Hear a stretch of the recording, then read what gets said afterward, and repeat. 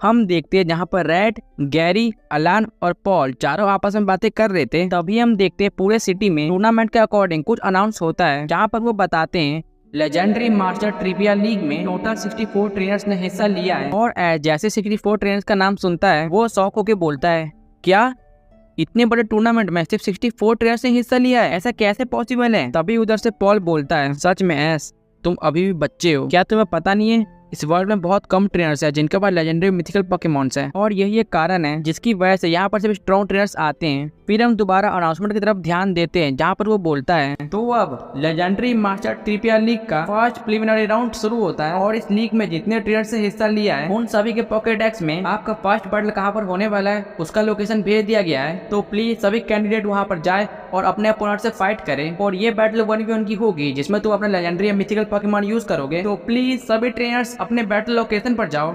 फिर हम एस कैचम को देखते हैं जो कि इन तीनों को बोलता है, तो ठीक है दोस्तों, चलो हम चारों अपना फर्स्ट राउंड जीतते हैं, और मैं तो बहुत ज्यादा एक्साइटेड हूँ मेरा फर्स्ट अपोनेंट कौन होने वाला है। तो चलो दोस्तों बाद में मिलते हैं। इतना बोलने के बाद ही हम देखते हैं एस कैचम अपने बैटल लोकेशन पे चला जाता है, और एस जैसे ही वहाँ पर पहुंच के अपने अपोनेंट को देखता है वो उसे देख के बहुत ज्यादा शौक हो जाता है, क्योंकि वो होता है एस कैचम का बहुत पुराना फ्रेंड रिची। और रिची को देखकर एस कैचम शौक होते हुए बोलता है, रिची तुम यहाँ पर क्या कर रहे हो, और ये बताओ तुम कैसे हो, बहुत दिनों बाद मिले। तभी दोस्त रिची बोलता है, हेलो एस, बहुत दिनों बाद मिलकर अच्छा लगा, और एस मैं यहाँ पर तुम्हारा अपोनेंट हूँ। एस को जैसे पता चलता है रिची उसका फर्स्ट अपोनेंट है। ये सुनने के बाद एस कदम शौक होकर बोलता है, क्या मेरे फर्स्ट अपोनेंट तुम हो, इसका मतलब तुम भी इस टूर्नामेंट में हिस्सा लेने के लिए आए हो। फिर रिची बोलता है, हाँ एस मैंने भी इस टूर्नामेंट में हिस्सा लिया है, तभी तो मैं तुम्हारा अपोनेंट हूँ। लेकिन एस सच बोलूं तो जैसे मुझे पता चला तुम भी इस टूर्नामेंट में हिस्सा लेने के लिए आए हो, तभी मैंने सोच लिया था कि मैं तुमसे फाइनल में बैटल करूंगा। लेकिन अब देखो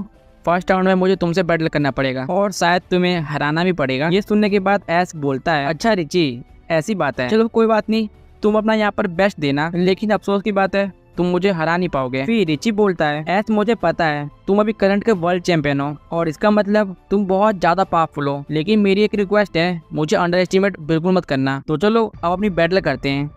बाहर आओ जेरोरा। रिची अपना पहला पोकेमॉन एक मिथिकल पोकेमॉन जेरोरा को निकालता है। फिर उधर हम एस को देखते हैं जो कि बोलता है, एक जेरोरा कोई बात नहीं, मेल मेटल मैं तुम्हें चुनता हूँ, मेल मेटल हेडबट का यूज करो। जेरोरा पावर ऑफ पंच। ये दोनों ट्रेनर्स एक साथ अटैक कर देते हैं, लेकिन जेरोरा कुछ ज्यादा ही फास्ट है, इसकी वजह से जेरोरा का अटैक पहले मेल मेटल को लग जाता है, और ये अटैक मेल मेटल पर सुपर इफेक्टिव भी होता है, जिसकी वजह से मेल मेटल को काफी ज्यादा डैमेज पड़ जाता है। फिर एस बोलता है, बहुत बढ़िया रिची, मुझे तुमसे यही उम्मीद थी। मेल मेटल डायनामिक पंच। एस अपने मेल मेटल को डायनामिक पंच यूज करने को बोलता है, और इस बार मेल मेटल का अटैक पहले जगह जेरोरा पे लग जाता है, जिसकी वजह से जेरोरा भी काफी ज्यादा डैमेज हो जाता है। तभी एस को फिर से देखते हैं जो कि बोलता है, मेल मेटल फ्लैश कैन का यूज करो, और इस बार मेल मेटल फ्लैश कैन का यूज करता है, और ये अटैक भी जाके जेरोरा को लग जाता है, जिसकी वजह से जेरोरा और भी ज्यादा डैमेज हो जाता है। फिर रिची बोलता है, जैसा मैंने सोचा था वर्ल्ड चैंपियन इतना ही पावरफुल होगा, लेकिन एस अब मेरी पावर देखो, जेरोरा क्रॉस कॉम्बैट का यूज करो। रिची का जेरोरा बहुत ज्यादा फास्ट होने के कारण मेल मेटल के पास आ जाता है, और फिर क्रॉस कॉम्बैट का यूज कर देता है, क्योंकि क्रॉस कॉम्बैट एक सुपर इफेक्टिव अटैक है, जिसकी वजह से मेल मेटल काफी ज्यादा डैमेज हो जाता है। फिर एस बोलता है, मेल मेटल हार मत मानना, हमें ये मैच जीतना होगा,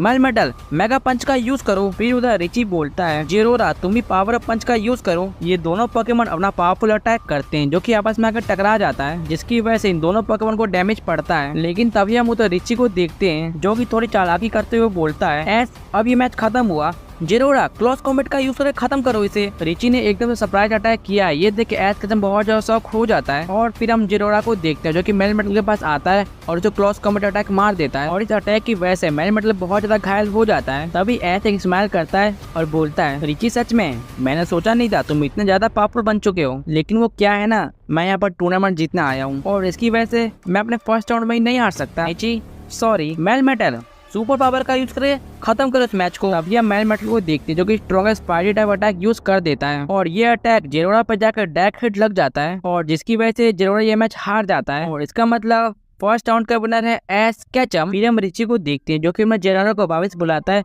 और बोलता है, तुमने बेस्ट किया, अब आराम करो। फिर रिची एस के पास आता है, उसे हाथ मिलाता है और बोलता है, सच में एस आज तुमने साबित कर दिया वर्ल्ड चैंपियन अलग ही लेवल पे होता है। और ऐसा घबराओ मत, जब तक तुम इस टूर्नामेंट में हो मैं तुम्हें सपोर्ट करने के लिए यही रहूंगा और मुझे उम्मीद है तुम ये टूर्नामेंट जीत भी सकते हो। फिर ऐस बोलता है, हाँ रिची देखना मैं ये टूर्नामेंट पक्का जीतूंगा। फिर रिची ऐस से पूछते हुए बोलता है, ऐस वैसे तुम्हारे पास कितने पोकेमॉन है? वैसे रिची मेरे पास तो बहुत सारे पोकेमॉन है, लेकिन सिर्फ लेजेंडरी और मिथिकल में मेरे पास सिर्फ एक ही पोकेमॉन है जो कि है मेलमेटल। ऐस के पास सिर्फ एक ही पोकेमॉन है। ये सुन के रिची शॉक होते हुए बोलता है, क्या ऐस तुम एक ही पोकेमॉन की मदद से टूर्नामेंट में हिस्सा लेने के लिए आए हो? क्या तुम्हें इस टूर्नामेंट का रूल्स के बारे में पता है? फिर ऐस बोलता है, हाँ रिची मुझे पता है, तुम्हें इस टूर्नामेंट में हिस्सा लेने के लिए अपनी टीम में एक लेजेंडरी एक मिथिकल पोकेमॉन रखना ही पड़ेगा। और एक बार जब तुम प्रीलिमिनरी राउंड कंप्लीट कर लोगे उसके बाद तुम अपना लेजेंडरी और मिथिकल पोकेमॉन के साथ साथ अपने नॉर्मल पोकेमॉन यूज कर सकते हो। क्यों रिची, मैंने सही कहा ना? फिर रिची बोलता है, हाँ ऐस जो तुमने बताया वो एकदम सही है, लेकिन ये जो रूल्स है ये सिर्फ सेमीफाइनल तक ही लागू है। ये सुनने के बाद ऐस कदम बहुत ज्यादा शॉक हो जाता है। फिर बोलता है, क्या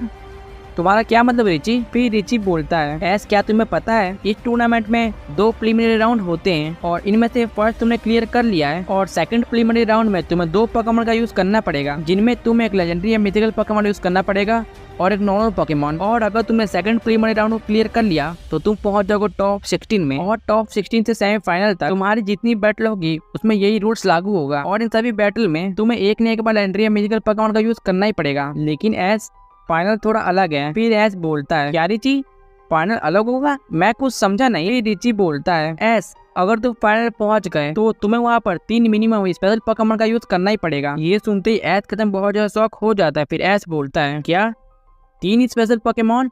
लेकिन मेरे पास सिर्फ मेलमेटल ही है। फिर रिची बोलता है, हाँ ऐस इसलिए मैं तुम्हें सजेस्ट कर रहा हूँ तुम कहीं से और स्पेशल पोकेमॉन लेके आ जाओ, वरना तुम्हें फ्यूचर में बहुत ज्यादा प्रॉब्लम होगी। फिर ऐस रिची को बोलता है, हाँ रिची तुमने सही कहा, अब मुझे लगता है मुझे कोई और पोकेमॉन पकड़ना पड़ेगा। ऐस फिर से बोलता है, रिची अब हमें वापस चलना चाहिए क्योंकि अब रिजल्ट अनाउंस होने का टाइम हो चुका है। फिर हम देखते हैं रिची और ऐस साथ में वापस नारंजा अकेडमी चले जाते हैं जहाँ पर पॉल, गैरी और अलान पहले से ही होते हैं। फिर ऐस जैसे इन तीनों को पहुँचता है तभी गैरी बोलता है, ऐस क्या हुआ तुम्हारे फर्स्ट राउंड का, क्या तुम जीते? फिर ऐस बोलता है, गैरी मैं हार सकता हूँ क्या?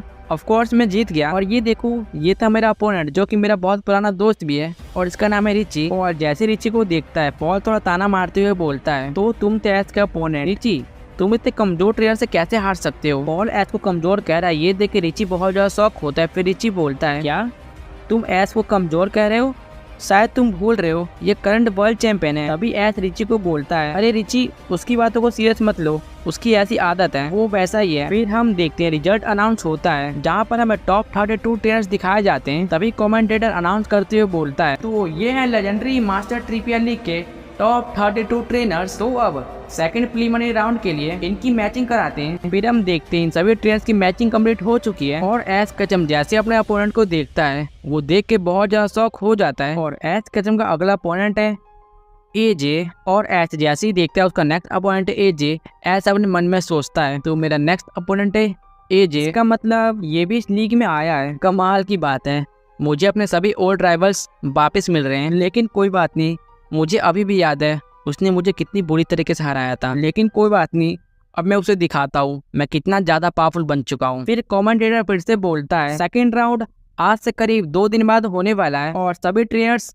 रेडी रहना। फिर हम एस को देखते हैं जो कि मन में फिर से सोचता है, अच्छा 2 दिन बाद, एजे तैयार रहना, मैं आ रहा हूँ तुम्हें हराने के लिए।